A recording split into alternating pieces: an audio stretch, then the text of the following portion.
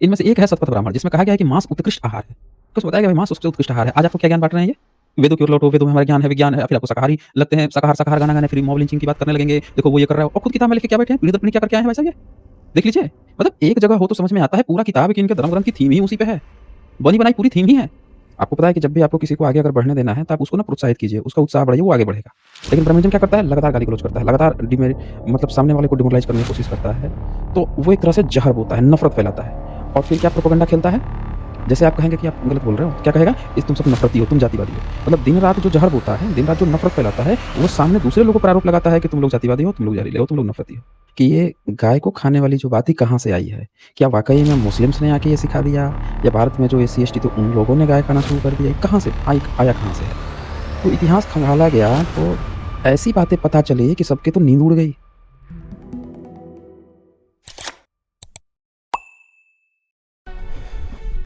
नमस्कार दोस्तों, स्वागत है आप सभी का रैशनल डिबेट में। गाय भारत में आज माता बताई जा रही है, पर भारत का इतिहास तो कुछ और ही कहता है। अलबरूनी आया तो बोला कि भारत में ब्राह्मण जो है गाय खाते थे। अब अलबरूनी को छोड़िए, वो तो 11वीं सदी में था। भारत में एक्चुअल में ब्राह्मणवादी ग्रंथ क्या कहते हैं, क्या आपने कभी पढ़ा है? नहीं पढ़ा है तो आइए हम आज एक ब्राह्मण के द्वारा ही लिखी हुई किताब को पढ़ाते हैं, जो गाय के बारे में पूरी डिटेल्स में बताएंगे कि गाय को किस तरह से खाने का विषय बना दिया था ब्रह्मनिज़्म ने, कैसे उसके ग्रंथों में गाय को खाने की बात लिखी है, कैसे उसको परोसा जाता था, क्या किया जाता था। आज देखिए कैसा चेंज आ गया है। बुद्धिज्म ने जीव हत्या पे प्रतिबंध लगाया, बुद्धिज्म ने जीवों को खाने से मना किया और लिमिटेड किया, तो इसमें गाय भी एक थी। अब आज की डेट में देखिए हर व्यक्ति जो है गाय को माता बना रहा है और उसे अपने को हिंदू भी बता रहा है। ये दोनों अलग अलग बात है। या तो अगर आप ब्रह्मनिज़्म के ग्रंथों को मान रहे हो तो फिर आप उस हिसाब से उनके ग्रंथों के अनुसार चलिए। ये सिर्फ बुद्धिज्म के ही अनुसार है। ये सिर्फ बुद्धिज्म के अनुसार ही गाय को आप माता मान सकते हैं या फिर आप उसके वध को रोकने का प्रयास कर सकते हैं। तो दोस्तों इस वीडियो को अंतिम तक देखिएगा। आज आपको ऐसी कई सारी जानकारियां मिलेंगी जो आपसे अभी तक छुपा ली गई हैं। इस वीडियो को लाइक करना कतई मत भूलिएगा। इस वीडियो को ज़्यादा से ज़्यादा शेयर कर दीजिए ताकि सभी तक इस सच्चाई को पता चल सके। उसके गौमांस को लेकर मॉब लिंचिंग हो गई। कई बार मुसलमानों को मार दिया गया, कई बार कई सारे तथाकथित हिंदू को ही मार दिया गया कि उनकी मॉब लिंचिंग का प्रयास किया गया। कई बार कुछ ऐसी लड़कों को पकड़ के उनको घुटनों के बल चलाया गया, उनकी हालत बहुत खराब कर दी गई। आए दिन गौ रक्षा दल, गौ संवर्धक, गौपुत्र, पता नहीं कौन कौन से लोग जो हैं गाय बचाने के लिए आ जाते हैं और फिर ये आरोप लगा कि गाय मार के खाने वाले तो मुस्लिम्स हैं। इनके आने के कारण से इन्होंने हमारे देश में गायों को मारना शुरू कर दिया। हमारी माताजी को मारना इन्होंने शुरू कर दिया। हमको मारते तो मारते, हमारे माताजी को मारना शुरू कर दिया। तो इस तरह की गलतफहमियां लोगों में फैल गई और अंग्रेजों के समय में या उसके बाद के जितने भी लोग थे उन सब में किसी को ये पता ही नहीं चला कि एक्चुअल में ये जो गाय मारने की बात है वो कहाँ से है। फिर ये ब्लेम मुसलमानों के बाद से दूसरा जो ये ब्लेम लगा वो लगा बहुजन समाज पे। बहुजन समाज यानी कि जो एससी वर्ग से, बहुजन समाज में तो सारे एससी एसटी ओबीसी सब आते हैं, लेकिन विशेषकर एससी समाज पे लगा कि ये लोग चमड़े वगैरह का काम करते हैं और गाय का मांस ये लोग खा जाते हैं। तो उन पे लग गया ये चीज़ है कि भाई ये गाय का मांस खाते हैं और फिर इनसे हेट करने की बात प्रचारित की गई। फिर एक गांधी आते हैं और गांधी ने का भी देखे जाए तो गाय हमारी माता है और गाय बचाओ और गौ पालन तमाम तरह की ये बातें करते हैं ये लोग। कुल मिला के एक अंग्रेजों के समय में एक झंडा इन लोगों ने खड़ा कर दिया दो लोगों के खिलाफ।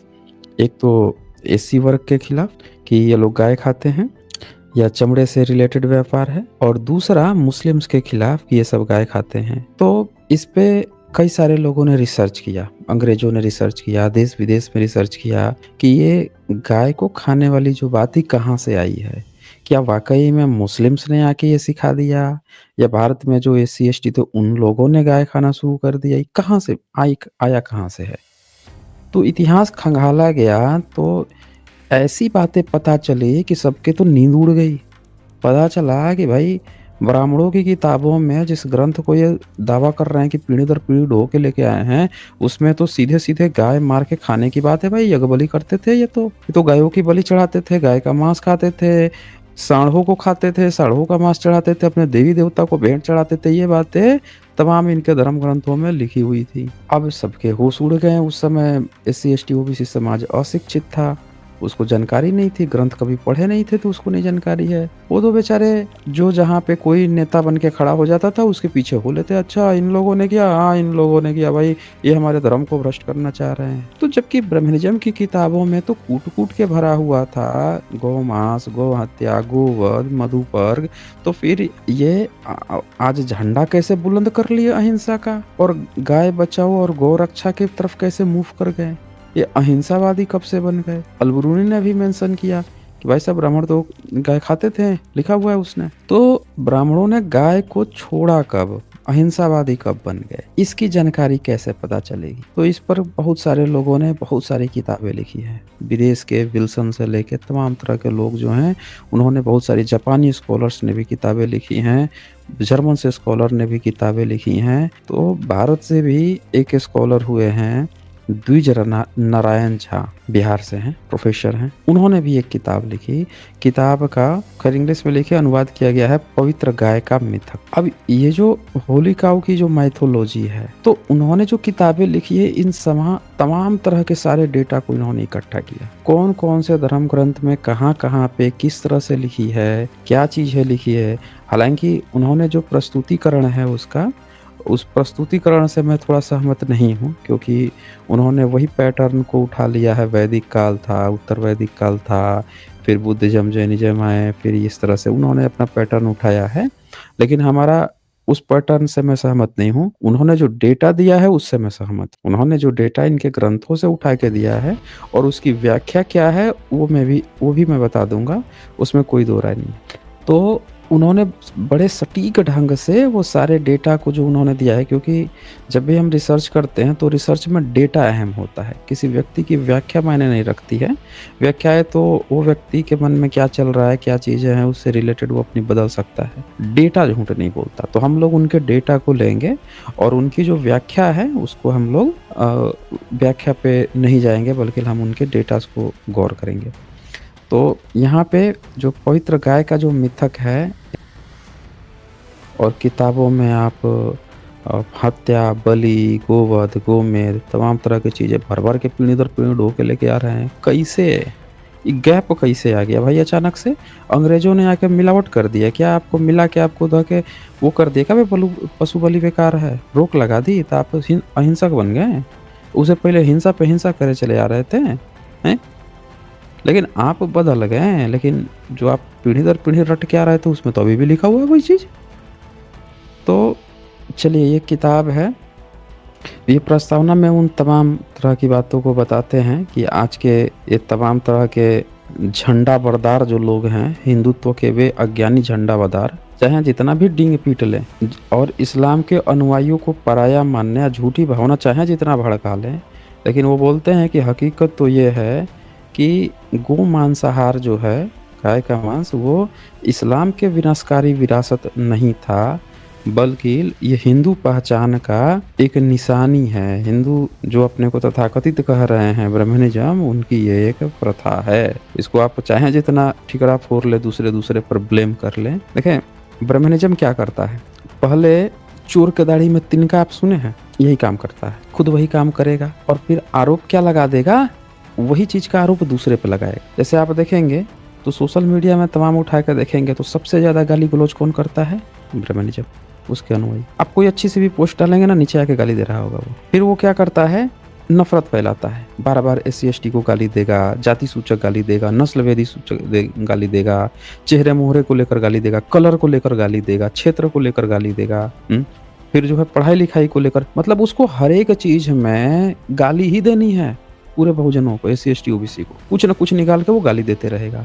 तो वो क्या करता है, पूरा एक हेट क्रिएट करता है। आपको पता है कि जब भी आपको किसी को आगे अगर बढ़ने देना है तो आप उसको ना प्रोत्साहित कीजिए, उसका उत्साह बढ़ाइए, वो आगे बढ़ेगा। लेकिन ब्राह्मणिज्म क्या करता है, लगातार गाली गलौज करता है, लगातार मतलब सामने वाले को डिमोरलाइज करने की कोशिश करता है। तो वो एक तरह से जहर बोता है, नफरत फैलाता है। और फिर क्या प्रोपेगेंडा खेलता है, जैसे आप कहेंगे कि आप गलत बोल रहे हो तो क्या कहेगा, इस तुम सब नफरती हो, तुम जातिवादी हो। मतलब दिन रात जो जहर बोता है, दिन रात जो नफरत फैलाता है, वो सामने दूसरे लोगों पर आरोप लगाता है कि तुम लोग जातिवादी हो, तुम लोग जहरीले हो, तुम लोग नफरती हो। ठीक है, खुद आरक्षण खाता है, खुद आरक्षण की खैरात खाता है, तो सुदामा खैरात खा रहा है, लेकिन आरोप दूसरे पर लगाएगा, आरक्षण ले रहा है, आरक्षण ले रहा है। खुद भाई भारद्वाज का कोटा खाता है, पूरे मंदिर में 100% आरक्षण ले रखा है, हर चीज खाएगा, आरोप दूसरे पर लगाएगा। तो उससे क्या होता है कि जब ये माहौल बनाता है तो इसमें बहुत सारे भोले भाले लोग फंस जाते हैं। अब जैसे देखिए जैन सब फंस गए, सिख के बहुत सारे जो जनरल वर्ग है वो फंसा हुआ है इनमें। फिर इसी तरह से आप देखेंगे कि मुस्लिम्स के भी जो जनरल वर्ग है वो इनके चक्कर में फंस जाएगा। फिर इसी तरह से बहुत सारे जो एक्स मुस्लिम है वो इनके चक्कर में फंस जाएंगे और उनको लगेगा कि सारी बुराई जो है SC ST में, क्योंकि ये ना बार बार सोशल मीडिया में चीख चीख के चिल्ला चिल्ला के काम वही कर रहा होगा, आरोप दूसरों पर लगा रहा होगा। उसी तरह से ये जो गाय वाला केस है ये भी यही है। उसकी किताब में मरने की, काटने की, खाने की, पकाने की, यज्ञ में बलि देने की बात लिखी है खुद उसने, और बोल रहा है कि हम पीढ़ी दर पीढ़ी लेके आए, हमारे पुरखे तो यही करते थे भाई साहब, हम तो यही काम करते थे। एक जगह तो लिख रखा है कि 3 साल से कम बच्चिया हो, उसके भीतर का आंत वात निकालने की बात, भीतर के कोमल अंगों को निकाल के भाई उसको खा पी रहा है, कर रहा है। लेकिन आरोप किस पे लगा दिया, तो कभी मुसलमान पे लगा दिया, कभी SC ST पे लगा दिया कि भाई ये सब जो है गाय का मांस खाते हैं, बीफ खाते हैं। करता कौन है, किताब में किसके लिखा है, ब्राह्मणिज्म का आरोप किस पे लगाया, दूसरे पे। तो जो भोले भाले लोग जो हैं, जो इसकी किताब को नहीं पढ़ते हैं, वो क्या करते हैं, इसके प्रचार तंत्र में फंस जाते हैं, वो नफरत करने लगते हैं। अब नफरत का नतीजा क्या हुआ कि कोई बैल खरीद के ले जा रहा है, कोई गाय खरीद के पकड़ के भाई साहब उसकी मॉब लिंचिंग कर दी इन्होंने। इसके प्रचार तंत्र नफरत का तरीका देखिए, किताब में इसके लिखा हुआ है, मरवा किसी और को रहा है। और उस बदले में क्या होता है कि जब पूरा हेड पब्लिक जो है, वो पब्लिक जो जिसको पता भी नहीं है कि उसका धर्म क्या था, उसके पुरखों का क्या धर्म था, वो उसका जो है B और C टीम बन के उसके तरफ से खेलने लगती है। जबकि वो ही खुद सबसे बड़ा, आप समझिए कि जो काऊ का जो हत्या करना, बलि देना, ये सारी चीज़ें उसकी किताब में लिखी है। उसके बावजूद भी क्योंकि लोगों ने किताब नहीं पढ़ी है, तो इसीलिए हमने सोचा कि आज हम लोग इसकी ब्राह्मण के द्वारा ही लिखी हुई किताब जो है उसको एक बार हम पढ़ लेते हैं और देख लेते हैं कि भाई क्या चीज़ है। तो इन्होंने ये तमाम रेफरेंस दिए हैं कि टोक्यो विश्वविद्यालय से लेकर तमाम तरह के जितने भी विदेश के भी जो रिसर्चर हैं, सब ने जर्मन से लेके सुश्री तिजियाना लोरेंची के निबंध से लेके सुश्री तोसाई अवाया, मतलब जापानी से लेके जर्मन से लेके हर एक तरह के स्कॉलर हैं, सबकी इन्होंने हेल्प ली है। ब्रिटिश इंग्लैंड से भी हेल्प ली और सारे रेफरेंसेस के साथ इन्होंने यहाँ पे देखे रायोसुके फुरुई तमाम लेकर इन्होंने professor TK Venkat Subramaniam, professor VP Sahu, ये तमाम लोगों की मदद से लेकर ये द्विज नारायण झा जो हैं 30 जून 2003 को दिल्ली विश्वविद्यालय में, पहले तो पटना में थे, वहाँ से यहाँ जाते हैं, साइंस कॉलेज में थे शायद। तो अब ये किताब लिखते हैं। तो इनका जो चैप्टर है इसमें ये बताते हैं, विषय प्रवेश में ये दिखाते हैं कि पवित्र गाय जो है आज पहचान के लिए ये लोग डंका बजा रहे हैं, लेकिन इनका जो मूल वेद है वहीं से आ जाती है ये बातें। ये देखिए, दूसरे शब्दों में भारतीय समाज के कुछ हिस्से गाय की पवित्रता की अवधारणा का मूल ठीक उसी काल में बताते हैं जब उनकी बलि दी जाती थी और उसके मांस का भक्षण किया जाता था। अब यहाँ देखिए ये क्या कंट्रोवर्सी यहाँ पे वो क्लियरफाई करने की कोशिश कर रहे हैं। कह रहे हैं कि जिस समय गाय की इनकी किताबों में चर्चा आ रही है कि तो बलि दी जाती थी, उसका मांस खाया जाता था, उसी समय कुछ लोग बोल रहे हैं कि नहीं हमारे यहाँ तो पवित्र माना जाता था। मतलब साफ है, एकदम क्लियर कट है कि भारत में गाय पवित्र पशु थी, क्लियर थी। लेकिन फिर भी अगर ब्राह्मणों के किताब में उसको यज्ञ में मारने, काटने, ये सारी चीजें लिखी हुई हैं, मतलब कि वो विदेशी है, मतलब कि वो बाद में घुसपैठ किया है भारत में। और घुसपैठ करके जब इस तरह की नौटंकी करता होगा तो भारत के लोग जो गाय को पवित्र पशु मानते थे, बुद्ध के धर्म पर चलते हुए वो अहिंसा का पालन करते थे, उन लोगों को वो जो विदेशी घुसपैठिया है वो पसंद नहीं आता होगा। क्योंकि जैसे जिस तरह से आज ये मुसलमानों को टारगेट किया हुआ है कि मुसलमान खाते हैं, देखो ये सब विदेश से आए हैं और ये सब खाते हैं, तो ये देखो हमको पसंद नहीं आ रहे हैं। यही काम ये उस समय करता था, आता होगा, इसकी किताब में लिखा है, तो गाय मारता खाता होगा, तो यहाँ के लोगों को ये चीज़ पसंद नहीं आती हो, दरार इसीलिए हुई होगी। और आज उसने क्या किया, पाला बदल लिया, खुद घुस गया अब दूसरों को मरवा रहा है कि देखो भाई, देखो देखो, ये सामने वाले ना खाते हैं, हम नहीं खाते, वो सब सामने वाले खाते, उसको मारो, उसको मारो, उसको मारो। ध्यान से समझिएगा इस बात को। अच्छा, गाय पर रोक किसने लगाई थी पशु बलि पे?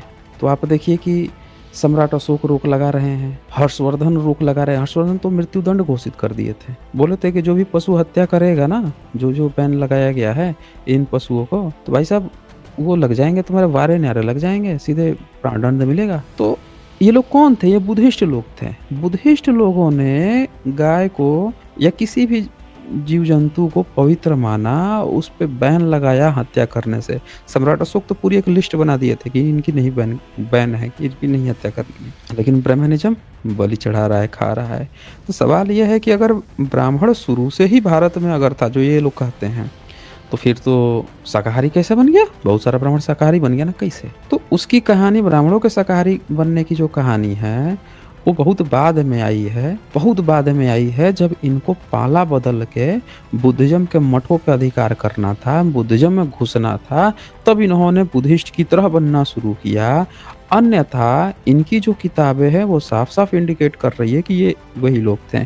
सुने ना, खाने पीने और ये करने वाले आज भी करते हैं सब बहुत जगह पे। तो यहाँ पे आप देखेंगे क्या कहता है कि पंजाब में 1870 के आसपास सिख कूका नामधारी पंथ ने आरंभ किया था। इन्होंने एक लामबंदी की थी कि भैया हम ना गौ रक्षा बचाएंगे, गौ हत्या पर इसको हम रोकेंगे। और इसके बाद से, इसके ठीक 12 साल बाद आर्य समाज का जो संस्थापक है मूल शंकर त्रिवेदी उर्फ दयानंद सरस्वती, इसने उसी चीज को आगे बढ़ा दिया। इसने गौ रक्षणी सभा बना दी और ये भी गाय गाय की खेल खेलने लगा। यहाँ से शुरू हुआ है इन लोगों का खेल, समझिएगा। सबसे पहले किसने शुरू किया? तो आप देखते हैं 1870 में सिख कूका लोग थे नामधारी पंथ के, इन लोगों ने गांव बचाओ आंदोलन शुरू किया। फिर 1882 में आर्य समाजी शुरू किया है। फिर इसके बाद से अब क्या हुआ कि 1880-1890 के दशक में कई गंभीर सांप्रदायिक दंगे हो गए। जैसे इन लोगों ने गठन किया, अच्छा ये कब हुआ है? अंग्रेजों के समय में। मुस्लिम जब ताकतवर थे, मुगलों का शासन था, तब तो किसी में दम था नहीं कि कुछ खड़ा कर ले, दौड़ा दौड़ा के मारता। अंग्रेजों का शासन आया, अदालत की व्यवस्था आई, अब नियम कानून से चलने लगा। तो नियम कानून से जैसे चलने लगा, तब धीरे धीरे सबकी आवाज़ खुलने लगी। तो पहली बार आवाज़ खुली, दूसरी बार आवाज़ खुली, धीरे धीरे लोगों में अपनी अपनी बातें कहने का हुनर आया। तब ये कहने लगे। अब जैसे कहने लगे तो उधर भैया उधर से मारते खाते पीते आ ही रहे थे, अब दंगा फसाद शुरू हो गया। बराबरी की बात आने लगी। वो कह रहा है कि नहीं इसको मत मारो, वो कह रहा है कि नहीं हम तो खाते हैं, तो दंगा फसाद शुरू हो गया। दंगा फसाद कब होता है? जब दोनों बराबर की स्थिति में आते हैं। एक पूरी तरह से कमजोर है, एक बहुत ताकतवर है, तब दंगे फसाद नहीं होते, क्योंकि जो ताकतवर है वो कमजोर को खा जाएगा, पी जाएगा, पचा जाएगा, तो वहां पे दंगा फसाद नहीं होते, बिल्कुल भी नहीं होते। दंगा फसाद हमेशा तभी होते हैं जब दोनों तरफ के पावर थोड़ा बराबर होने की स्थिति में होता है, तभी होते हैं। तो ये सारी बातें बताते हैं कि बहुत सारे दंगे फसाद उसके बाद से शुरू हो गए, कितने जगह दंगे हुए। और ये दंगे तभी शुरू हुए जब पहली बार इन लोगों ने तथाकथित जो हिंदू लोगों में गाय को लेकर बात उठने लगी। उसके पहले गाय को लेकर कोई इनको चिंता नहीं थी। भाई साहब, मुस्लिम गाय खा रहा है, लेकिन ये तो दरबारी बने घूम रहे हैं, ये तो खुद ही मुसलमान बन के आराम से चल रहे हैं, कोई मतलब नहीं था इनको। क्या मतलब था? कोई मतलब नहीं था। गाय पूरी तरह से बुद्धिज्म से, बुद्धिस्ट राजाओं ने पशु बलि और ये सारी चीजों को रोका था, इनसे इनका कोई भी मतलब नहीं था। तो ये सारे एग्जाम्पल, अब मैं चलिए रेफरेंसेस पे आता हूँ, कहाँ कहाँ पे क्या क्या बातें आई हैं। बहुत सारी बातें हैं ऋग्वेद में, किस तरह से विल्सन है, और ये गाय वाय की बहुत सारी 1940 में बहुत सारे बताते हैं कि कांड़े वगैरह जो हैं इन लोगों ने, और भी बहुत सारे रेफरेंस दिए हैं किस किस भारत के और लोगों ने इनके बारे में लिखा है, डिटेल्स में लिखा है। और बोलते हैं कि ये कम्युनिस्ट भी नहीं है कि कोई आरोप लगा सके, ठीक है ना।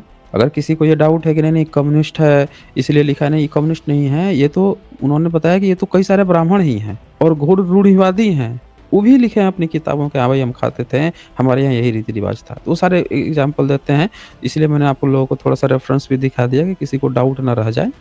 और ये तो खुद ब्राह्मण ही है। अब ये पहला चैप्टर यहाँ पे देते हैं, पशु वस्तुतः भोजन है, लेकिन याज्ञवल्क्य गोमांस को प्राथमिकता देता है। अब ये चैप्टर का नाम क्या है कि पशु वस्तुतः भोजन है, मतलब कोई भी पशु है तो इंसानों के लिए क्या था? भोजन ही था। आदि मानव तो मार काट कूट के खा जाता था। सभ्यता का विकास हुआ, धीरे धीरे आग वाग लग जाती थी, जंगलों में लग गई, कुछ पके हुए कुछ गिर गए, कुछ जीव जंतु पके हुए आग में जले भुने मिल गए, खाना नहीं मिल रहा है, उन पका हुआ ही खा रहा है जान बचाने के लिए, टेस्टी लग रहा है। तब उसको समझ में आ रहा है यार आग लगे तो उसी में पका के खाई तो और टेस्टी लग रहा है। धीरे-धीरे आग का उसको समझ में आने लगा।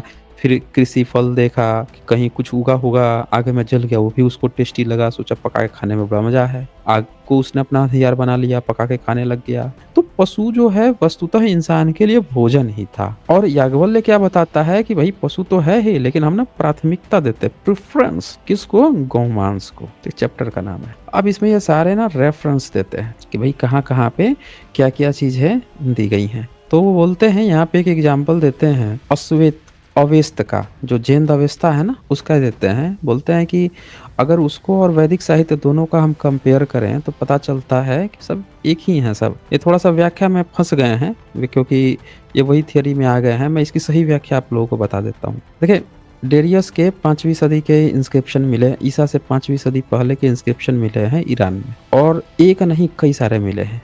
उससे एक लंबे-लंबे इंस्क्रिप्शन मिले हैं, जिससे एक बात एकदम क्लियर हो गई है कि उस समय तक जुरुस्त का जो भाषा लिपि थी वो नहीं आई थी, और न ही जुरुस्त नाम का कोई व्यक्ति था, न उस नाम का कोई धर्म था। तो 5वीं ईसा से 500 साल पहले तक ईरान में ऐसा कोई भी कल्चर नहीं था, एकदम क्लियर कट हुआ है। क्योंकि वहाँ का सबसे बड़े राजा जो हैं, राजा के बाप हो गया, बेटा हो, उसमें से कोई जानता ही नहीं है उस शख्स को कि वहाँ पे ईरान में ऐसा क्या था। तो जब भी आप कंपेयर करते हो ना जैन अवेस्ता को और ऋग्वेद को या इनके वेद को, तो आपको यही मान के और सिमिलरिटी देखा तो आपको ये मान के चलना पड़ेगा कि वहाँ पे ईसा से 500 साल पहले नहीं था, यानी उसके बाद आया। तो वेद भी इनके तथागत बुद्ध जो हैं उसके बाद ही आने की बात आ जाएगी। ये तो मोटा मोटी एक हो गया। अब अवस्था ही आगे चल के उसमें से लेकर तोड़ ब्राह्मणीकरण करके कैसे कैसे जोड़ तोड़ करके क्या क्या बन रहा है, तो कभी भी बन सकता है। 7वीं सदी में, 8वीं सदी में, 9वीं सदी में, 10वीं, 12वीं, 11वीं,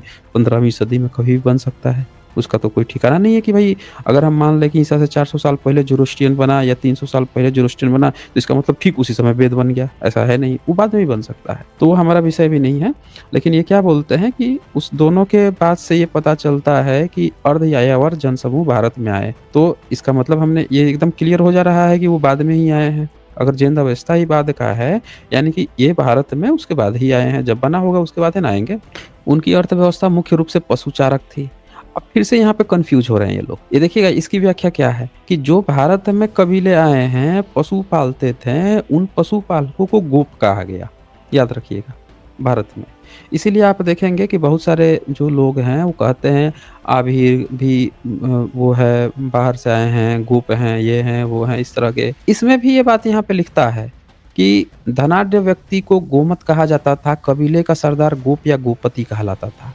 गोप कौन कहता है? आज के बहुत सारे यादव को कहते हैं कि हम लोग तो गोप हैं। तो ये जो बात है ना कि बाहर से आने की, या ये जो बात है कि कबीले का सरदार होने की, या फिर ये जो बात है कि ये पशु पालने की, तो पशु पालते हैं, आज भी गाय पालते हैं, कोई बड़ी बात है ही नहीं। इसमें से ब्राह्मणिज्म का क्या है भाई? वो गाय अगर पशु पालक होता तो भाई साहब एक बात बताएं, वो पशु पाल रहा है तो फिर गाय की बलि क्यों चढ़ाता यज्ञ में? पालता भी या बलि भी चढ़ाता? ऐसा नहीं होता, ठीक है, ऐसा नहीं होता। ये व्याख्या इन लोगों को ने बड़ा गलत ढंग से फिटअप करते हैं, इसीलिए वो फंस जाते हैं। यहाँ आपको समझने पड़ेगा कि गो से गोप शब्द आता है, और ये ऋग्वेद का उदाहरण दे रहे हैं, कर रहे हैं कृषि का उनमें गौण था, कृषि वो करते नहीं थे। तो गाय पालना, दूध डालना, आज भी अगर आप देखोगे तो जो ग्वाला है वो यही काम करता है। तो इसकी व्याख्या में जबरदस्ती ब्राह्मणों को घुसा देना कि भाई आज से 3500 साल पहले आए थे, ये आए थे, वो आए थे, नहीं साबित हो पाता। फिर कहते हैं कि ऋग्वेद के गृह सूत्रों में 176 स्थानों पर गो शब्द आया है। गोधन शब्द 700 के आसपास आया है, और गोधन प्राचीन नारियों की सबसे मूल्यवान संपदा संपत्ति का मुख्य रूप था। धनाढ्य व्यक्ति को गोमत कहा जाता था। कबीले के सरदार गोप या गोपति कहलाते थे। कबीले का सरदार गोप या गोपति कहलाते थे। ऋग्वेद में गोधन की अभिव्यक्ति के लिए अनेक स्रोत हैं। अब इसमें वो आगे बोलते हैं कि इन कबीलों के बीच में लड़ाई होती रहती थी, जिसमें से गविष्टि, गव्यू, गवेषण की कई लड़ाई के अन्य प्रयास गो ही उत्पन्न थे। अब बताइए कि गोप कहलाएगा कबीले का प्रधान, तो उसको पता होगा ना, है कितना अजीब सी बात है कि ऋग्वेद में कबीले का सरदार गोप है और कृष्ण की हत्या हो रही है, गैया उसकी लूट ली जा रही है, देख रहे हैं। तो इसीलिए अब ये आगे बताते हैं कि उसमें बेटी को दुहित कहा जाता है। दुहित मतलब दूध निकालने वाली। देवी देवताओं के संसार में भी गायों को उत्पन्न गोजात, अब ये सारा एग्जाम्पल बहुत सारा देते हैं। फिर आगे बोलते हैं कि कहाँ से, पशु बलि की कहाँ से। तो अब ये क्या कहते हैं, पशुचारण की तरह ये अपने साथ बाहर से पशु बलि और गोवंश बलि का भी चलन लेकर आए। अब यहाँ पे इस चीज को आपको समझना पड़ेगा कि ये क्या चीज है, आपस में मिक्स करके जबरदस्ती फिट कर रहे हैं। असल में इनको क्या बोलना चाहिए था कि जो ब्राह्मणिज्म है उसका पशु पालने से कभी लेना देना ही नहीं था भाई साहब। कब लेना देना था उसका पशु पालने से? कभी नहीं था। ब्राह्मण यज्ञ करता था और वो दूसरे पर डिपेंडेंट था। जो दूसरे लोग वो कृषि से अन्न देते थे या जो भी करते थे, तो ये दोनों को मिक्स ना करें, ये दोनों बिल्कुल अलग अलग चीजें हैं। अच्छा, पशु कहाँ से लेके आएगा बताइए आप हमें? रेगिस्तान से पशु लेके आ जाएगा, पशु चराते हुए अरब पार करेगा, पशु लेके गाय भैंस बकरी लेके आ रहा है? तो ये पता नहीं इतिहासकारों लोगों को मुझे समझ में नहीं आता है। कभी कभी लोग का दिमाग जो है ना एकदम कुछ भी हवा में उड़ते चले जाते हैं। आप उसको ऐसी बात इस तरह से उसको प्रेजेंट कीजिए व्याख्या को, इतना भी इसमें क्या डूब जाना है कि आप लोग चैलेंज नहीं कर पा रहे हो सारी चीजें देखते हुए। हैं? दुनिया का सबसे बड़ा अजूबा चीज है, बताइए। इतने सारे भारत में आए हैं लोग, विदेशी इतने सारे आए हैं, कोई सुना है कि वो जो है हिमालय पार करके गाय बैल भैंस ये सब लेके आ रहा हो? नहीं। कोई कहता है कि घोड़ा लेके आ गया, घोड़ा लेके आ गया, भैया आ रहे आए घोड़ा लेके आ गए। कोई कह रहा है पशु पालने के लिए यहाँ पे चले आए हरी भरी घास के लिए। तो वो व्याख्या सही नहीं है और हमारा उससे मतलब ही नहीं है। हम मुख्य पॉइंट पे आ जाते हैं कि मैच क्या करता है एक्चुअली में। तो मैच ये होता है, अवस्था में पशु बलि के प्रचुर साक्ष्य मिलते हैं और वैदिक शब्द यज्ञ में उसमें जो है ना यश्न के रूप में आया है। अवस्था में यज्ञ को यश्न कहा जाता है। तो अवस्थ में 100 घोड़ों, 10,000 भेड़ बकरियों और 1,000 ऊंटों के अतिरिक्त 100 बैलों और 1,000 अन्य गोवंशियों के बलि का उल्लेख हुआ है। वैदिक पाठों में भी गोवंश, घोड़ों, भेड़ों, बकरियों और सुअरों के बलि के उल्लेख बार बार हुए हैं। अब ये कहते हैं कि इन दोनों में ये चीज मैच करता है। वो भी बार बार यज्ञ में इसने की बातें करता है, ये भी वही बात करता है, वैदिक पाठ भी यही बात करता है। फिर ये बोलते हैं कि जो ईरानी देवी देवता है वो भारत में पहुंच गया, थोड़ा सा परिवर्तन हो गया। अब ये बोलते हैं इसमें कि उसमें से अधिकांश बलि दिए गए पशुओं विशेष रूप से गोवंशियों के मांस के बहुत प्रेमी थे। अब ये जितने ईरानी देवी देवता जो भारत में आते हैं इनको गोमांस बड़ा पसंद था। गोधन आर्य पशु चालकों के सबसे मूल्यवान संपदा थी।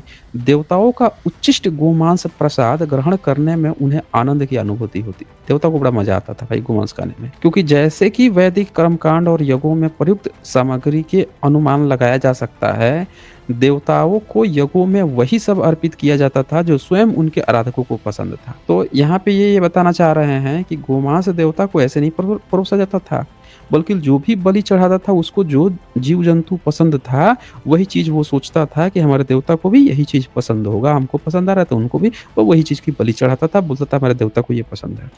अब ये बोलते हैं कि ऋग्वेद में देवताओं को अर्पित करने के लिए बैल का मांस पकाने का उल्लेख बार बार मिलता है। अब यहाँ से रेफरेंसेस शुरू हो जाएंगे, ठीक है। बैल का मांस पकाने का बार बार जिक्र मिलता है, विशेष रूप से इंद्र को अर्पित करने के लिए, जो सबसे महान वैदिक देवता था, जिसकी भुजाएं बलिष्ठ थी, विशालकाय और शत्रुओं में दुर्गों का विनाशक था। एक स्थल पर इंद्र कहता है वे मेरे लिए 15 और 20 बैल पकाते हैं, ठीक है ना। ये सारे रेफरेंस दिए हुए हैं, 14 नंबर, ये सारा रेफरेंस लिस्ट में आप देखेंगे ना, सब मिल जाएगा। अन्य स्थलों पर उसके सांडो यानी 15 नंबर जो रेफरेंस है, अग्नि में पकाए 1 या 100 या 300 भैंसों या 1000 भैंसों का मांस खाने का उल्लेख हुआ है। तो यहाँ आप देख सकते हैं भैंस बीफ खाने की भी बात चल रही है कि इंद्र जो है कभी बैल खा रहा है, कभी भैंस खा रहा है, फिर कहता है सांड भी खा रहा है।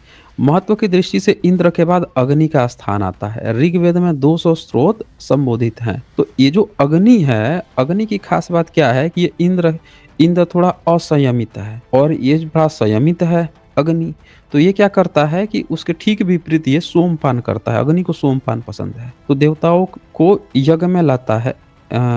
लेकिन मनुष्य मात्र की रक्षा करने वाले इस देवता के बारे में ऋग्वेद में कहा गया है कि इसका आहार बैल और बंधिया गाय है। अब अग्नि देवता जो है उसको भी क्या पसंद है, तो आहार के रूप में, भोजन के रूप में उसको बैल पसंद है।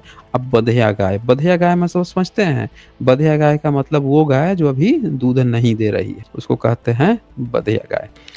तो पहला इंद्र था, उसको बैल पसंद था। दूसरा देवता अग्नि है, उसको क्या पसंद है? तो बैल और बधिया गाय पसंद है। फिर कहते हैं वस्तुतः वेद में ऐसा कुछ नहीं है जिससे गोमांस तथा अन्य पशुओं के मांस के प्रति अग्नि की अरुचि का संकेत मिलता हो। बोलता है पूरे वेद में इनके में ऐसा कहीं भी कुछ नहीं है जहाँ पे ऐसा पता चले कि नहीं भाई उस अग्नि को ये पसंद ही नहीं है। ठीक है, उसको ये पसंद है कि नहीं है, नहीं लिखा हुआ है, सीधे सीधे बताया जा रहा है कि उसका प्रिय भोजन ये है। फिर कहते हैं इसके विपरीत उसके लिए घोड़ों, सांडों, बैलों, बंधिया गायों और भेड़ों की बलि दी जाती थी। अब देखो अग्नि देवता के लिए कौन कौन से बलि दी जाती थी। घोड़ा का बलि दे रहे हैं, सांडों का दे रहे हैं, बैलों का दे रहे हैं, बंधिया गायों का दे रहे हैं, भेड़ों को दे रहे हैं। देख रहे हैं, बलि पर बलि चढ़ रही है।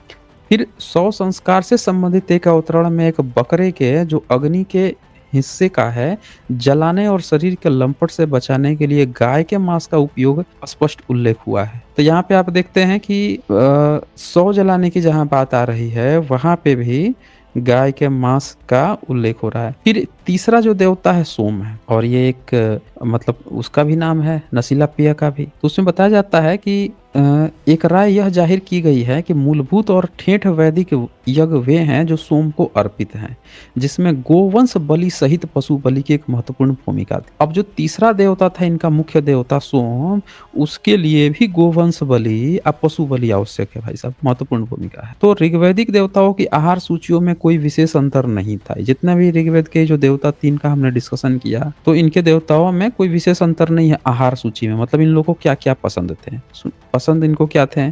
तो दूध, मक्खन, जौ, बैल, बकरे और भेड़ उनके आम आहार थे। देखें, बैल, बकरे, भेड़ उनके आम आहार थे। यद्यपि देवताओं में से कुछ की अपनी खास पसंद भी थी, और उसमें से कोई लोग जो थे ना उनका फेवरेट भी था कई भोजन। जैसे इंद्र को लीजिए, उसको सांड विशेष पसंद थे, और मार्गों का रक्षक पूषण जो दंत विहीन था, लपसी खास तौर से पसंद करता था। तो ये बड़े बड़े मतलब वो थे, डिश थी वैदिक देवताओं की जो इन्होंने पीढ़ी दर पीढ़ी याद करके लाए हैं। तो वेदों की ओर लौटो, तो आप लौटो के वेद की ओर, तो कहाँ गौ रक्षा के चक्कर में पड़े हो? लौट जाओ भैया वेद में। वेद में से सारा विज्ञान टपक रहा है, करना यही सब, हिंदू राष्ट्र बना लो। जो हिंदू राष्ट्र बना रहा है वैदिक राष्ट्र बनाना चाहिए है।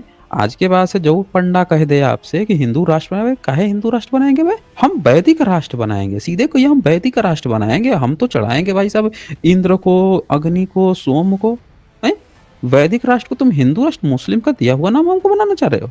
सीधे कोई हम वैदिक राष्ट्र बनाएंगे। अच्छा, इसके बाद से अब क्या कहते हैं कि उत्तर वैदिक पाठों में यज्ञों के विशद वर्णन मिलते हैं। उनमें कर्म कांडों में गोवध वंश का उल्लेख बार बार हुआ है। ठीक है, अकेले गोपथ ब्राह्मण में 21 यज्ञ का जिक्र है। फिर ये कहते हैं कि इंद्र को वृषभ की बलि दी जाती है, मरुतों को चितकबरी गाय की। देख लीजिए बलि, देखिए किसको किसको। इंद्र जो है उसको वृषभ सांड पसंद है भाई, तो सांड की ही बलि खाता था। और मरुत थे ना, मरुत कौन है? मारुति नंदन, नहीं मारुति हो गए वो, मारुति नंदन किसको कहते हैं? हनुमान जी को कहते हैं ना। तो यहाँ ये जो मरुत हैं, मरुतों को, इनको क्या पसंद है? मरुतों को चितकबरी गाय, और अश्विनों को ताम्रवर्ण की, ताम्रवर्ण मतलब तांबे का जो कलर होता है उस कलर की। अश्विन लोग कौन है? अश्विन वही है जब सूर्य देवता गए थे और देखें कि संज्ञा घोड़ी बनी हुई है, ये भी पीछे से घोड़ा बन गए थे। घोड़ा बन गए लेकिन संज्ञा को पता नहीं चला, उनको लगा कि कोई और है। जब मैं शिव महापुराण दिखाया था मैंने रेफरेंस, तो उन्होंने क्या किया? नाक में ग्रहण कर लिया, नाक से 2 बच्चा पैदा हो गए। तो वे अश्विन कुमार थे। तो ये मित्र और वरुण को भी गाय की बलि दी जाती है। लीजिए भाई साहब, मित्र वरुण बचे हुए थे, इन दोनों को भी गाय की बलि दी जाती है। अधिकतर सार्वजनिक यज्ञों, अश्वमेध, राजसूय और वाजपेय में विभिन्न प्रकार के पशुओं के लिए लेकिन विशेष रूप से गाय, बैल, सांड के मांस की आवश्यकता होती थी। सभी सार्वजनिक यज्ञों के पूर्ण संपन्न किए जाने वाले अग्नादेय में गाय की बलि अपेक्षित थी। देखिए हर जगह गाय की बलि चल रही है। और स्थल पर एक ऐसा उल्लेख मिलता है, अर्धवयु पुरोहित ने एक सांड के लाल चमड़े पर 4 तस्तरी चावल अलग से रख दिया। लो भाई साहब, चावल की कमी थी वो भी आ गया। सबसे महत्वपूर्ण सार्वजनिक वैदिक यज्ञ अश्वमेध में, जिसका प्रथम उल्लेख ऋग्वेद में मिलता है और जिसके विवेचन ब्राह्मणों में किया गया है, 600 से अधिक पशु, देख लीजिए। अश्वमेध में क्या करते थे, 600 से अधिक पशु लाए जाते थे, जिसमें से बनैले सुअर सहित और पंछी बलि दिए जाते थे, और पूर्णाहुति में 21 बंधिया गायों का वध किया जाता था। देख रहे हैं, 21 बंधिया गाय। 21 बंधिया गाय मतलब ऐसी गायें जो दूध नहीं दे रही हैं, ऐसी 21 गायें। यद्यपि तैत्तिरीय संहिता में 180 घोड़ों, बताइए, सांडों, गायों, बकरियों, हिरणों तथा नीलगायों की बलि विहित की गई है। फिर इसके बाद से कहते हैं कि राजसूय और वाजपेयी यज्ञों का महत्वपूर्ण अंग था ये गाय की बलि। देखें, गोसव, ये जो गाय की बलि है, ये राजसूय यज्ञ होता था। राजसूय यज्ञ आपको पता ही है, महाभारत में कि कराया था, युधिष्ठिर वगैरह ने राजसूय यज्ञ कराते थे। ये सब तो वाजपेयी यज्ञ में भी होता था। इसमें तो ये महत्वपूर्ण वो था, गोसव गाय की बलि अंग था भाई उसका। फिर कहते हैं शतपथ ब्राह्मण में कहा गया है, मरुतों को बंध्या धब्बेदार गाय, धब्बेदार चितकबरी जो गाय होती है, बलि दी जाती है। इसी प्रकार अग्निष्टोम में बंध्या गाय की बलि दी जाती थी।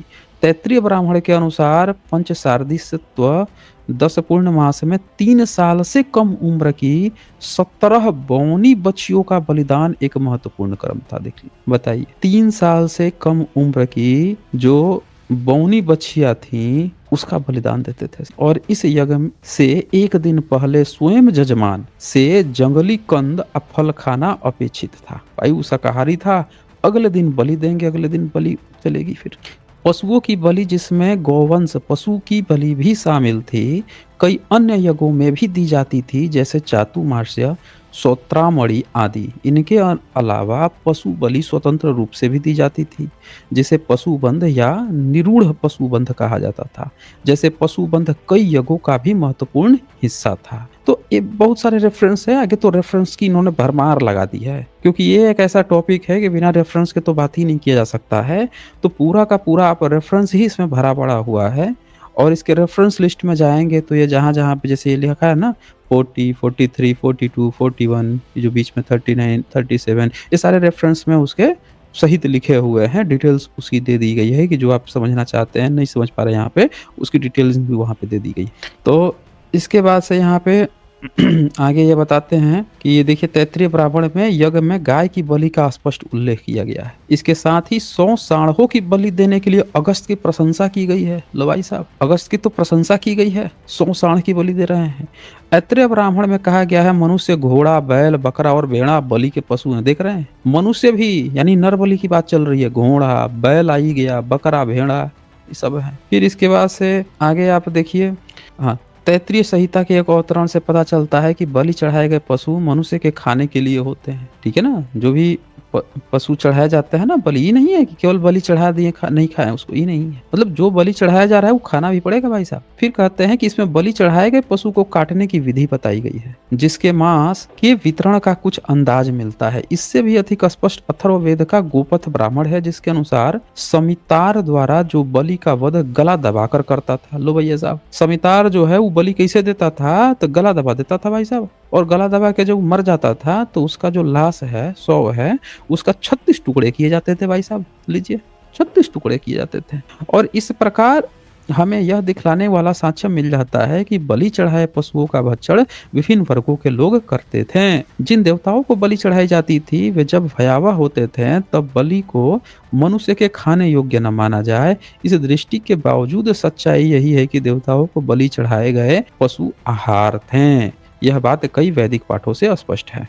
इनमें से एक है शतपथ ब्राह्मण, जिसमें कहा गया है कि मांस उत्कृष्ट आहार है। उसमें बताया गया भाई मांस तो सबसे उत्कृष्ट आहार है। आज आपको क्या ज्ञान बांट रहे हैं, ये वेदों की ओर लौटो, वेदों में हमारा ज्ञान है, विज्ञान है। फिर आपको शाकाहारी लगते हैं, शाकाहार गाना गाने, फिर मॉब लिंचिंग की बात करने लगेंगे। देखो वो ये कर रहा है, और खुद किताब में लिख के क्या बैठे हैं, पीढ़ी दर पीढ़ी क्या करके आए हैं भाई साहब, ये देख लीजिए। मतलब एक जगह हो तो समझ में आता है पूरा किताब की इनके धर्म ग्रंथ की थीम ही उसी पे है, बनी बनाई पूरी थीम ही है। फिर कहते हैं पशुओं का वध न केवल सार्वजनिक यज्ञों में किया जाता था, बल्कि दैनिक जीवन के साधारण और गृह कर्मों में भी किया जाता था। सिर्फ यज्ञ में नहीं था, हर जगह था। ये देखिए, अब कहते हैं ये जो तथाकथित इनका उत्तर वैदिक, मतलब जो भी है इनकी किताब, समझिए कि इनकी किताब में जो लिखा हुआ है उसके अनुसार वैदिक पाठों में ऐसे कई कर्मों और कर्मकांड का उल्लेख हुआ है जो कृषि तथा अन्य गतिविधियों से संबंधित है, और उनमें से कम कुछ में गोवंश सहित पशुओं के वध का नियम था। अब जैसे एक एग्जाम्पल देखिए, कृषि से संबंधित कर्मों में सुलगौ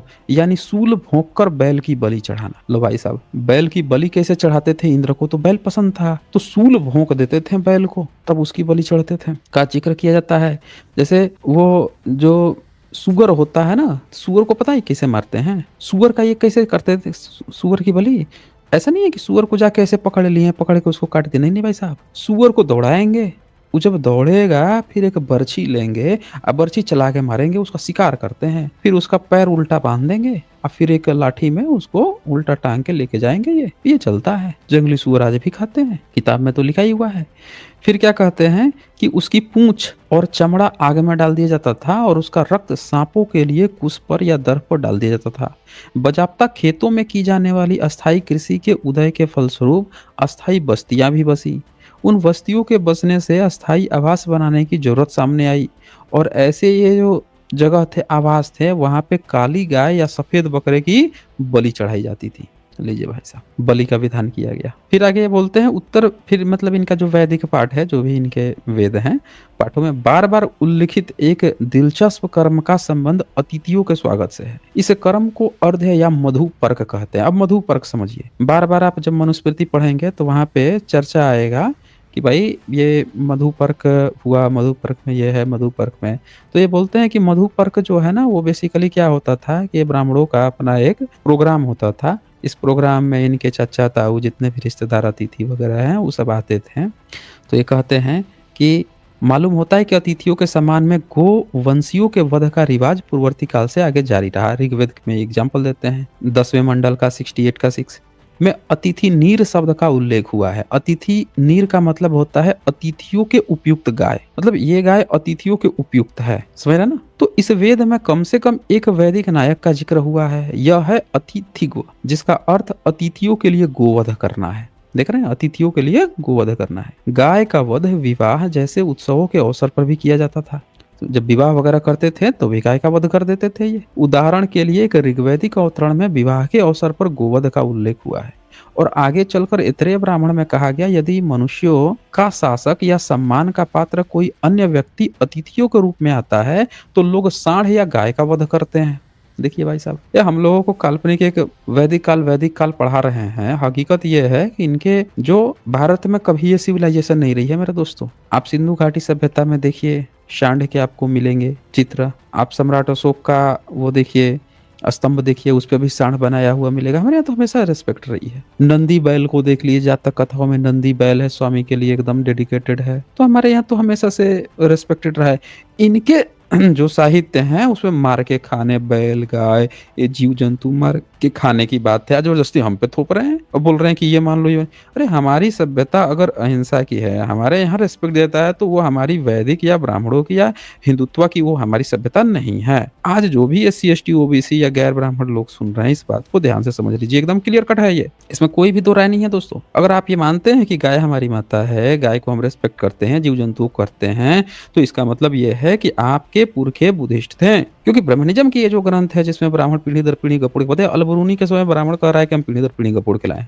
अंग्रेजों के समय तक कह रहा है ब्राह्मण की हम पीढ़ी दर पीढ़ी गपोड़ के लाए है, तो उसमें तो ये सब बातें लिखी हुई है। कैसे हो गया ये हमारा धर्म? बताइए कैसे हो जाएगा? जहाँ पे उनके अतिथि के यहाँ ये गाय खाने की बात हो रही है, ये गोवंश की बात हो रही है, गोवध की बात हो रही है, कैसे वो हमारा धर्म हो जाएगा? तो जो लोग भी ये मान रहे हैं उनको आपको मानना पड़ेगा कि आपके पुरखे बुद्धिस्ट हैं। एकदम क्लियर कट है ये। अच्छा, इसके बाद तो क्या कहते हैं कि मधु पर्क, हाँ, जब भी कोई अतिथि के रूप में आता था तो लोग सांड या गाय का वध करते थे इनके यहाँ। परंतु मधु पर्क शब्द का उल्लेख सर्वप्रथम जैमिनीय उपनिषद ब्राह्मण में हुआ है। मधु पर्क पहले नहीं आता, मधु पर्क आता है सीधे सीधे उपनिषद में, जैमिनीय उपनिषद में। तो वह कई गृह सूत्रों में विस्तार से चर्चा की गई है। यह कर्म गुरु, पुरोहित, स्वातक, ससुर, मामा, चाचा आदि विशेष अतिथियों, किसी मित्र या राजा के सम्मान में संपादित किया जाता था, जिसके स्वागत में न केवल मधु तथा दही का मिश्रण, जिससे मधुपर्क शब्द निकला, प्रस्तुत किया जाता था, बल्कि उससे भी अधिक महत्वपूर्ण बात यह थी तो गाय की बलि दी जाती थी। ध्यान से देखिए, या उसकी इच्छा के अनुसार उसे खुला छोड़ दिया जाता था। यद्यपि किसी भी हालत में वह कर्म गोमांस अथवा किसी अन्य मांस के बिना संपादित नहीं किया जाता। गोमांस या किसी अन्य मांस के बिना संपादित नहीं होता था। कौन सा बताइए तो? मधुपर्क। कई गृह सूत्रों में मधुपर्क का वर्णन स्वतंत्र रूप से किया गया है और साथ ही विवाह संस्कार के अंग के रूप में भी। विवाह संस्कार होता था तब भी ये करते थे, फिर बलि चढ़ाते थे।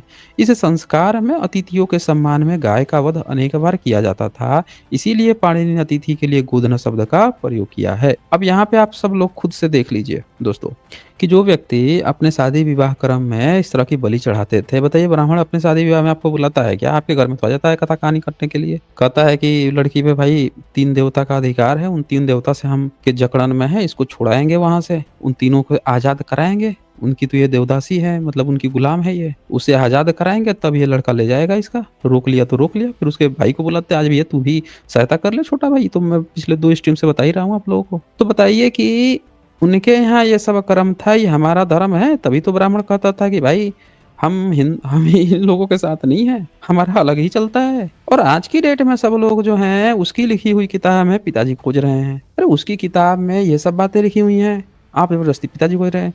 जो भी भारत के लोग हैं, भारतीय हैं, जो दावा करते हैं, आपको अपना पिताजी बुद्धिज्म में मिलेंगे, बुद्धिस्ट किताब में खोजिए। अब इसके बाद से आगे ये यहाँ और भी सारे एग्जाम्पल देते हैं वो, कि जैसे यहाँ दिखाते हैं उदाहरण के लिए, यदि कोई विद्वान और दीर्घायु पुत्र चाहता था, ब्रह्मनिजम का कहानी सुन लीजिए भाई साहब, कोई चाहता था कि उसका बेटा विद्वान बन जाए या लंबी उम्र जिए, तो वह इस औपनिषदिक परामर्श में समाधान ढूंढ सकता था। ऐसे व्यक्तियों को भात घी में बछड़े का मांस या गोमांस मिला के खाते थे भाई साहब। तो जब ये चावल ले लेते थे, भात समझते हैं ना, चावल, पका हुआ चावल, भात हो गया, और उसमें क्या करते थे ये कि घी मिला लेते थे, घी के साथ और क्या मिलाते थे, तो बछड़े का मांस या गौमांस मिलाते थे, कहते थे ये खाएंगे तो भैया हम तो विद्वान हो जाएंगे। मोब लिंचिंग आज किसी और की हो रही है, गालियां किसी और को दी जा रही हैं, बताया जा रहा है कि ये सब ना गौमांस खाते थे तो इनके साथ ना अछूत और भेदभाव इसीलिए हुआ क्योंकि ये मांस खाते थे। अबे तुम्हारी किताब में तुम्हारे साथ तो आज तक कोई भेदभाव नहीं किया बे, ये तुम्हारी किताब है तो किताबों के साथ फिर भेदभाव हो जाना चाहिए, तुमको तो सामाजिक बहिष्कृत कर देना चाहिए। अगर ये तुम्हारा क्राइटेरिया है कि लोग मांस खाते थे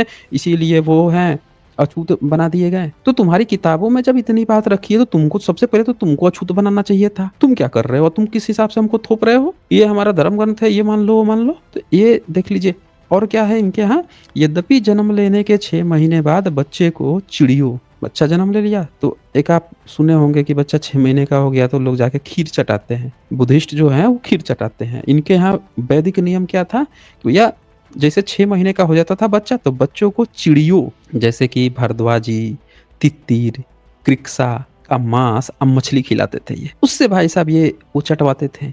अब पता लगाइए कि आज के समय में जब बच्चा 6 महीने का हो रहा है, बच्ची 6 महीना का हो रही है, तो आप बुद्धिस्ट के तरीके अपनाते हैं या आप ये वैदिक तरीका अपनाते हैं। इसी से डिसाइड हो जाएगा कि आपके पुरखे क्या थे, बुद्धिस्ट थे या वैदिक थे। इसी से आप डिसाइड कर लीजिए कि आप बुद्धिस्ट हैं या हिंदू है, कर लीजिए डिसाइड। नियम लिखा हुआ है कि यहाँ 6 महीने के बच्चे को ये चटाते थे चिड़िया, भारद्वाजी, तितिर, कृक्सा, मांसा, मछली। फिर मृतकों की पूजा में भी गोवध का घनिष्ठ संबंध था। इस पूजा पर वैदिक तथा वेदोत्तर पाठों में काफी विस्तार से लिखा गया है। उदाहरण के लिए दाह संस्कार से संबंधित अनेक ऋग्वैदिक अवतरणों में से एक शव को ढकने के लिए गाय के चमड़े और गाढ़ी चर्बी के उपयोग। अब ये बहुत सारे एग्जाम्पल देते हैं यहाँ पे। इसमें उल्लेख हुआ है अथर्ववेद में एक स्थल पर मृत व्यक्ति के सर्वारोहण के साथ उसके साथ एक सांड जलाने की बात कही गई है। फिर ये बताते हैं कि पर्याप्त साक्ष्य मिलते हैं कि इस संस्कार के अवसर पर गोवध किया जाता था। देख रहे हैं, दाह संस्कार के बाद से कई सारे चीजें होती थी, फिर उसमें भी फिर गोमांस खाने का। देखिए असली मुद्दा यह है कि पितरों को अच्छी तरह खिलाना पिलाना था और यह तभी संभव था जब गोमांस अर्पित किया जाता। भाई पितर तभी खुश होता था जब वो गोमांस अच्छी तरह से अर्पित किया जाता था। देख रहे हैं, इसीलिए श्राद्ध में अन्य पशुओं के अतिरिक्त गाय या सांड का वध किया जाता था। रेफरेंस 35। जहां तक श्राद्ध में गाय और सांड की बलि का संबंध है, पुत्र जन्म और पुत्र या पुत्री के विवाह के मंगल अवसरों पर प्रारंभिक क्रिया के रूप में पितरों को प्रसन्न करने के लिए अभ्युदयिक या नंदी मुख श्राद्ध किया जाता था। देख रहे हैं, अष्टका एकाष्टका श्राद्ध में जिसकी चर्चा गृहसूत्रों में विस्तार से की गई है, गाय की बलि का स्पष्ट उल्लेख हुआ। श्राद्ध किया जाएगा उसमें भी गाय की बलि चढ़ रही है भाई साहब। कहा गया है कि अष्टका श्राद्ध करने वाले व्यक्ति गाय को बलि के लिए तैयार करता है और पितरों को उसके पेट का पर्दा पकाकर अर्पित करता है। देख रहे हैं, पितरों को उसके पेट का पर्दा, पेट की चर्बी, गाय के पेट की चर्बी पका के भाई वो चढ़ता था, प्रसाद चढ़ता था। इस श्राद्ध से पितरों को प्राप्त होने के लिए तृप्ति का परिमाण इस प्रकार निर्भर माना जाता था कि किस पशु का मांस परोसा जाए। भैंसे, खरगोश और जंगली जानवरों और बकरों जैसे पालतू जानवरों का मांस से वे अनंत काल तक तृप्त रहते थे। यही बात तो मनुस्मृति में चैप्टर 3 में लिखा है? परंतु सब कुछ पितरों की पसंद पर निर्भर नहीं था और गोमांस को निसंदेह सामान्यतः प्राथमिकता दी जाती थी। बोल रहे हैं गोमांस को ये प्राथमिकता देते थे भाई साहब, प्रेफरेंस दिया जाता था। फिर कहते हैं कि श्राद्ध जो है ये कर्मकांड, श्राद्ध तो कर्मकांड था, लेकिन असल में श्राद्ध क्या था? तो ब्राह्मणों का भोज था। जब कोई मरता था, आप देखे होंगे कि जब कोई मरता है, लाश वाश कुछ पड़ी रहती है तो गिद्ध हुआ करते थे, वल्चर, वो सब जाके देखते थे कि अच्छा ही मर रहा है, सब झुंड के झुंड पड़ जाते थे, जाके उसका सड़ा हुआ मांस नोच नोच के खाते थे। मांस ही उनका भोज था। तो यहाँ पे ये ब्राह्मण जो है डी.एन. झा क्या लिखते हैं, बड़ा खूबसूरत वर्ड है, कहते हैं श्राद्ध पितरों को प्रसन्न करने का कर्मकांड तो था, लेकिन साथ ही वह समुदाय के सदस्यों के लिए विशेषतः रूप से ब्राह्मणों के लिए भोज भी था। मतलब श्राद्ध बाकी लोगों के लिए दुख का विषय था, लेकिन ब्राह्मणों के लिए भोज का विषय था। आज भी तो वही है। कराइए कर्मकांड, आप दुखी रहते हैं, आपको करा देगा 10वीं 7वीं, पता नहीं आपके सर छील देगा, भूखा रख देगा सुबह से शाम तक, आपको कौन कौन से कांड करवाते रहेगा, घर परिवार के बाल बच्चे भूखे रहेंगे, 13 दिन तक आप तड़प रहे हैं दुख में, आके वो भोज खाता है और आप जो हैं तड़प रहे रहते हैं। अब बहुत सारे सुधारवादी आंदोलन चले हैं तो बहुत सारे लोग छोड़ छाड़ के भाग रहे हैं, कुछ लोग अलग अलग बना रहे हैं, ईजी बना रहे हैं। तो कई जगह पर मृत्यु भोज पे पाबंद लगा दिया गया, जैसे राजस्थान में लगाया गया है, और भी कई जगहों पे बात चल रही है, बहुत सारे समुदायों ने लगा दिया है। तो इस सबसे छुटकारा पाइए भाई, निकलिए इनसे। हैं, श्राद्ध है आपके लिए दुख का विषय है, किसी के लिए भोज का विषय है। मतलब वो कहे अच्छा इसके यहाँ मरा है, चलो एक शूद्र मरा है भाई, चल आज तो भोज की व्यवस्था हो गई। मैं शूद्र मरा नहीं कि भोज की व्यवस्था हो गई भाई साहब, ये क्या है ये? अच्छा, इसके बाद से कहता है और ब्राह्मणों को गोमांस खास पसंद था। भोज तो था ही और ब्राह्मणों को गोमांस खास पसंद था। यह इस बात पाठों से स्पष्ट शब्दों में कही गई है, मांस उपलब्ध न होने पर ही पितरों को साग सब्जी अर्पित की जा सकती है। मतलब मांस उपलब्ध नहीं है तब भाई आप साग सब्जी देंगे भाई साहब, नहीं तो गौमांस तो पसंद था। श्राद्ध के अलावा भी ऐसे अवसर थे जब समुदाय के लिए गोवंश का वध किया जाता था। उदाहरण के लिए ब्राह्मणों द्वारा किए जाने वाला गवायन यज्ञ में जो एक सत्र यज्ञ था, पशुओं की बलि दी जाती थी। उसकी अपव्ययी आनंदोत्सव के रूप में हुई, जिसे महाव्रत कहते थे, जिसमें मित्र, वरुण और अन्य देवताओं को 3 बंधिया गाय बलि चढ़ाई जाती थी। देख रहे हैं, यज्ञ चल रहा है, बलि चढ़ाई जा रही है। तो ऐसे बहुत सारे यहाँ पे उन्होंने उदाहरण दिए हुए हैं, और भी यहाँ पे बहुत सारे वो दिए हैं। मांस मजा लेकर खाते थे। देखिए, पशुओं में गाय और गोवंश शामिल था, जिनका मजा लेकर। तो अगर जिसको भी डिटेल्स में इसको पढ़ना है, आप ये बुक है, इस बुक को आप पढ़ सकते हैं। सम्यक पब्लिकेशन से आपको मिल जाएगा, इंग्लिश में भी मिल जाएगा। ये पवित्र गाय का मिथक, द्विजनारायण झा का लिखा हुआ है। और इस किताब को जिसको भी डिटेल्स चाहिए, सारे रेफरेंस चाहिए, इस किताब को आप पढ़ के ले सकते हैं।